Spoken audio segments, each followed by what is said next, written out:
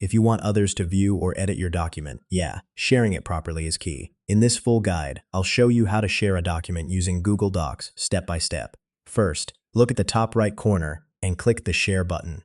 Now enter the email addresses of the people you want to share the document with.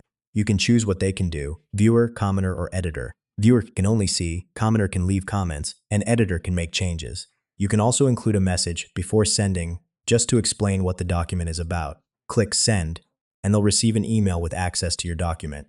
Alternatively, you can copy a shareable link. Click Copy Link and send it to anyone. Make sure to set link access, like restricted or anyone with the link, and choose the right permission level. You can always go back and change permissions, remove access, or add new people. Once shared, you can work together in real time, edit, comment, and chat inside the document.